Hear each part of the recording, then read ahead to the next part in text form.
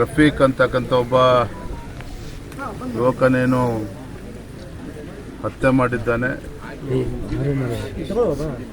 ಇಡೀ ರಾಜ್ಯದಲ್ಲೆಲ್ಲ ಇಡೀ ದೇಶದಲ್ಲೂ ಸುದ್ದಿ ಆಗಿರುವಂಥದ್ದು. ನಾನು ರಾಜ್ಯ ಸರ್ಕಾರಕ್ಕೆ ಸಂದರ್ಭದಲ್ಲಿ ಆಗ್ರಹ ಮಾಡ್ತೇನೆ, ಮಾನ್ಯ ಗೃಹ ಸಚಿವರಾಗಲಿ ಮುಖ್ಯಮಂತ್ರಿಗಳಾಗಲಿ, ಪದೇ ಪದೇ ಈ ರೀತಿ ಘಟನೆಗಳು ಕರ್ನಾಟಕದಲ್ಲಿ ಮರುಕಳಿಸ್ತಾ ಇರ್ತಕ್ಕಂಥದ್ದು ಖಂಡನೀಯ. ಇನ್ನು 2 ವರ್ಷದಿಂದ ಹುಬ್ಬಳ್ಳಿಯಲ್ಲೂ ಕೂಡ ನೇಹಾ ಹಿರೇಮಠ್ ಆ ಘಟನೆ ಇನ್ನೂ ಕೂಡ ನಾವ್ಯಾರೂ ಕೂಡ ಮರ್ತಿಲ್ಲ. ಆದರೆ ರಾಜ್ಯ ಸರ್ಕಾರ ಒಂದು ರೀತಿ ಗೃಹ ಇಲಾಖೆ ನಿಷ್ಕ್ರಿಯ ಆಗಿರುವ ಪರಿಣಾಮವೇ ಈ ರೀತಿ ಪ್ರಕರಣಗಳು ಮರುಕಳಿಸ್ತಾ ಇರುವಂಥದ್ದು.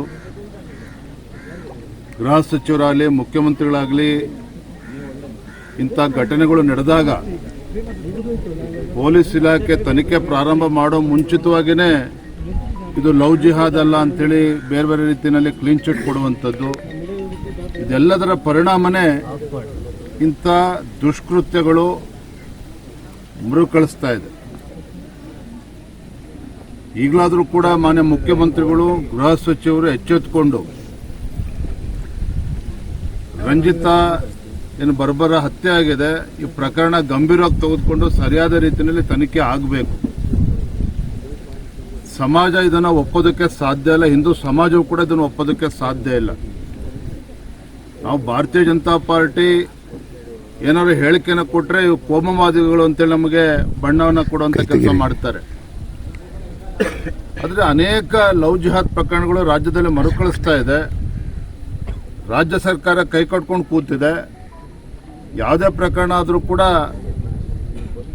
ಇದಕ್ಕೆ ಬೇರೆ ರೀತಿಯ ಒಂದು ತಪ್ಪು ಮಾಹಿತಿಯನ್ನು ಕೊಡುವಂಥದ್ದು, ಪ್ರಕರಣಗಳ ಮುಚ್ಚು ಹಾಕುವಂಥದ್ದು, ಇದರೆಲ್ಲದ ಪರಿಣಾಮನೇ ನೆನ್ನೂ ಕೂಡ ಯಲ್ಲಾಪುರದಲ್ಲಿ ಇಂಥ ಘಟನೆ ನಡೆದಿರುವಂಥದ್ದು.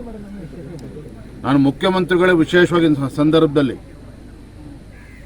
ಒಂದು ರಾಜ್ಯದ ಮುಖ್ಯಮಂತ್ರಿಗಳು ಇದ್ದೀರಿ, ಈ ಪ್ರಕರಣವನ್ನು ಸರಿಯಾದ ರೀತಿಯಲ್ಲಿ ತನಿಖೆ ಆಗಬೇಕು.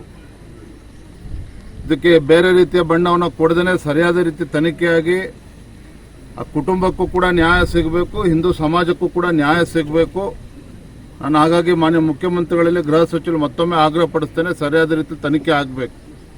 ಮತ್ತು ನೋಡಿದ್ರಿ ಪಾಪ ತಾಯಿ, ಅದೇ ರೀತಿ 10 ವರ್ಷದ ಮಗು ಕೂಡ ಇದೆ. ಕಾನೂನಾತ್ಮಕವಾಗಿ ಯಾವ ರೀತಿ ಪರಿಹಾರವನ್ನು ಕುಟುಂಬಕ್ಕೆ ಕೊಡಬೇಕು ಅದನ್ನು ಕೊಡಲೇಬೇಕಾಗ್ತದೆ.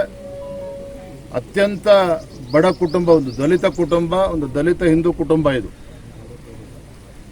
ರಾಜ್ಯ ಸರ್ಕಾರ ತತ್ಕ್ಷಣ ಕನಿಷ್ಠ 50 ಲಕ್ಷ ರೂಪಾಯಿ ಪರಿಹಾರವನ್ನು ಕೂಡ ಕೊಡಬೇಕು ಅಂತ ಆಗ್ರಹನ ಪಡಿಸ್ತೇನೆ.